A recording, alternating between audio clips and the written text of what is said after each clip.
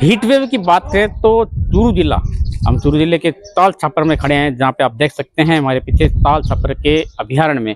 हम बात करें हीट वेव की, तो हीट वेव पिछले 10 दिनों से चल रहे। आज टेम्परेचर लगभग 47 डिग्री से ऊपर है और लगातार पिछले दिनों 46 से 45 और 47 तक तापमान दिखाया गया पूरे जिले में। और आप पूरे राजस्थान की बात करें तो पिछले दिनों में बाड़मेर में भी एक शख्स की मौत हो चुकी थी और खबरें मिली है कि अनेक लोग मरे भी हैं जिनकी गर्मी से मौत हुई है।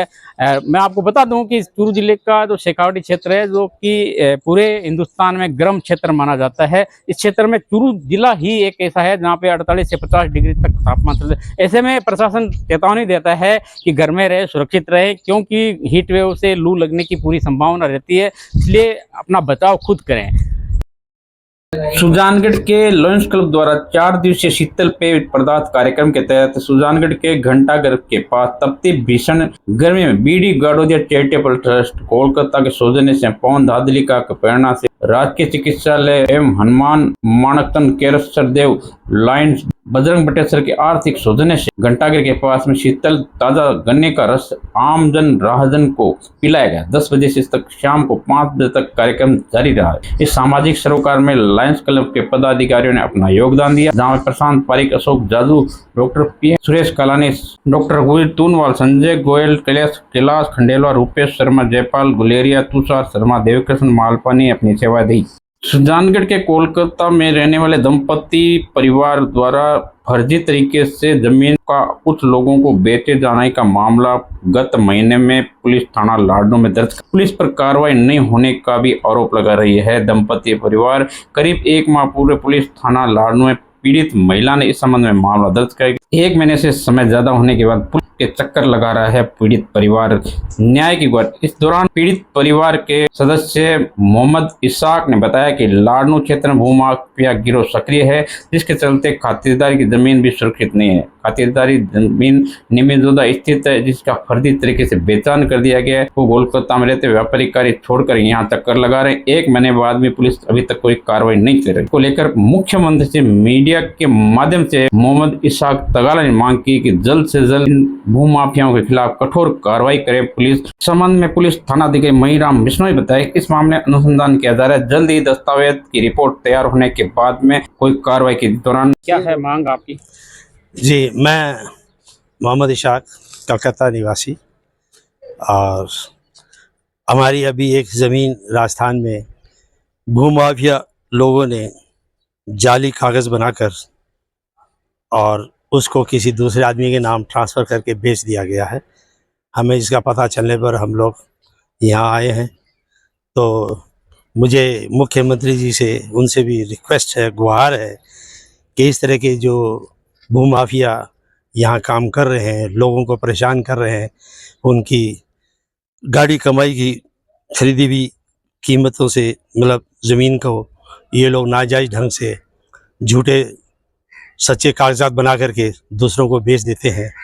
इससे कितना बड़ा हमें नुकसान होता है। और हम लोग वहाँ अपना कारोबार छोड़कर यहाँ अब थाने के चक्कर लगा रहे हैं। 1 महीना करीब हो गया हम लोगों को यहाँ FIR दर्ज करते हुए। रोज़ हम यहाँ आके उसकी पूछताछ कर रहे हैं। हमें यही आश्वासन मिल रहा है कार्रवाई हो रही है, और मुझे उम्मीद है जल्द से जल्द इस पर कार्रवाई करके जो इसमें आरोपी हैं उन लोगों को जल्द से जल्द गिरफ्तार करना चाहिए और इन भूमाफिया पर नकेल कसनी चाहिए, ताकि और भी हम जैसे आदमी जो बाहर रहते हैं उनकी प्रॉपर्टियों को इस तरह से नाजायज़ ढंग से हथिया नहीं सके। ये एक इन लोगों के लिए एक अच्छी सीख रहेगी। सरकार अगर इसके बारे में टाइट कदम उठाए तो। जमीन हमारी FIR हमने करीब 21 अप्रैल को दर्ज कराई गई। आज करीब 1 महीने से 2-4 दिन ऊपर हो गया है।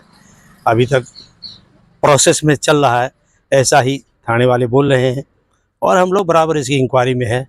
थाने वालों से भी मुझे रिक्वेस्ट है कि वो जल्द से जल्द इस पर कड़ी कार्रवाई करें, दोषियों को गिरफ्तार करें और उन पर चार्जशीट लगाएं। हूँ ताल छापर के अभयारण्य में, जो कि प्रसिद्ध है काले हिरणों के लिए। आपको बता दें पिछले 2 दिनों से हिरणों के वन्य जीवों की गणना का कार्य पूरा हो चुका है आज सुबह, और जिसके तहत मैं आपको दिखाना चाहता हूँ, ये यहाँ पे पौंड है, यहाँ पे हिरण विचरण करते हैं, कुचाले भरते हैं, और ये सुंदर दृश्य है यहाँ का, जहाँ पे काफ़ी संख्या में हिरण दिखाई दे रहे हैं। और आपको बता दें कि यहाँ का जो ताल छापर का ऐतिहासिक हिरणों का स्थल है, काले हिरण के लिए माना जाता है, और यहाँ पे काफ़ी संख्या में। चूरू जिले के सुजानगढ़ नजदीक काले हिरणों के लिए विश्व प्रसिद्ध ताल छापर कृष्णमृग अभयारण्य के लिए बुध पूर्णिमा वन्य जीवों की गणना हुई। जो शुक्रवार को सुबह तक चली गणना, डीएफओ भवानी सिंह ने बताया, इस बार अभयारण्य में काले हिरणों की संख्या 4,958 की दर्ज की गई है। यह संख्या 2 साल पहले 4,223। वहीं आपको बता दें काले हिरण की संख्या 735 बढ़कर हुई है। इस पिछले साल अभयारण्य में बारिश बढ़ने की वजह से गणना नहीं हो पाई। रेंजर उमेश भगोतिया ने बताया, गणना के लिए अभयारण्य क्षेत्र को 4 भागों में बांटा गया, जहाँ पे अभयारण्य क्षेत्र, गौशाला क्षेत्र, नमक क्षेत्र व अन्य खेत में अन्य वन्य जीव की गणना के लिए अलग अलग टीमों का गठन किया गया। इसमें 13 स्थान को चयन किया गया जहाँ वाटर हॉल पद्धति से वन्य जीव की गणना की गई। इसके अलावा कैमरा ट्रैप को भी पहली बार गणना में शामिल किया गया, जिसमें आधा दर्जन से अधिक कैमरे लगाए गए। ताल छापर स्थित अभयारण्य में पहली बार गणना के लिए शामिल किए गए दर्जनों कैमरों को लगाया गया, जहां पे डॉक्टर सलीम अली तालाब, महाराजा गंगा सिंह तालाब, डूंगो तालाब, भैंसो तालाब और 2 अन्य तालाबों पर नजर रख के गणना की। गणना में वन विभाग के कर्मचारियों के साथ एनजीओ के लोग भी सम्मिलित थे। वहीं आपको बताएं वन्य जीव की गणना में भेड़िया व शियार के मूवमेंट पर भी नजर आई। वहीं आपको ये बता दें रेतीला स्थानों पर रहने वाले वन्य जीव सांडा का कुनबा बढ़ा, इनकी संख्या 14,201 से बढ़कर 15,678 हो गई। गणना के साथ 2 शियार, 1 भेड़िया, 148 चिंकारा, 31 जंगली बिल्ली, 44 बिल्ली और 48 लोमड़ी, 68 मरु लोमड़ी, 91 नीलगाय, 152 जंगली सुअर, 229 मोर, 282 शिकारी पक्षी भी दर्ज किए गए। इस दौरान मीडिया से समक्ष होते डीएफओ भवानी सिंह ने जानकारी दी। चूरू जिले में वन्यजीव गणना 23 मई प्रातः 8 बजे से प्रारंभ की जाकर दिनांक 24 मई प्रातः 8 बजे तक लगातार 24 घंटे एक ही जगह वाटर होल्स पे स्टाफ को बैठाया जाकर संपादित करवाई गई है। और जिले में 30 वाटर होल्स एवं ताल छापर अभयारण्य में वाटर होल्स एवं ट्रांजिट पाथ पद्धति से ये वन्यजीव गणना संपादित करवाई गई है। विभिन्न रेंजों से प्राप्त आंकड़ों का संकलन किया जाकर जल्द ही रिपोर्ट राज्य सरकार को भिजवा दी जाएगी। नमस्कार, इस वक्त में इंडी मौसम है, हीटवेव भी है। हीटवेव की बात करें तो गर्मी बड़ी तेज़ पड़ती है अभी इन दिनों में।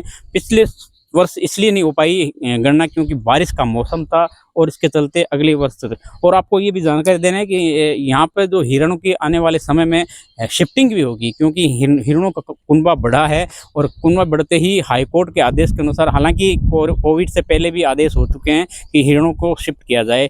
आने वाले समय में सुजानगढ़ निकट ताल है, जसवंतगढ़ नीचे नज़दीक, वहीं पे शिफ्ट करने की बात विभाग बता रहा है।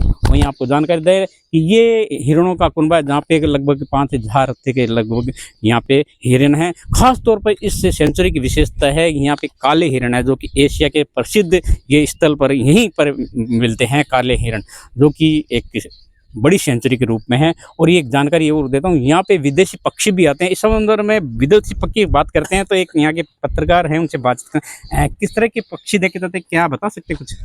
जी, वर्तमान में यहाँ पर अभी पक्षियों का जमावड़ा नहीं है। एक अनुकूल मौसम के तहत यहाँ पर पक्षी आते हैं। यहाँ पर अभी देखें तो स्थानीय पक्षियों का कुछ बोलबाला है, लेकिन अभी बात करें तो ये जो काउंटिंग हो रही है वन्यजीवों की, वो आज सुबह 8 बजे कंप्लीट हुई है। उसमें हिरणों का कुनबा बढ़ने के आसार है। इसके पीछे भी एक रीज़न है। ये रीज़न है कि पिछली दफ़ा 2022 की जो गणना थी वो नहीं हो पाई थी, क्योंकि जगह जगह पर जो पॉन्ड बने हुए हैं या उस चिन्हित पॉइंट है जहाँ से गणना होती है, वहाँ पर पानी भर गया था।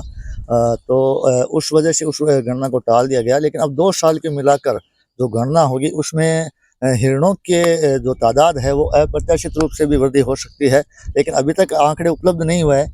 देखते हैं कि कौन कौन सी प्रजाति के कौन कौन से जीवों में वृद्धि हुई है।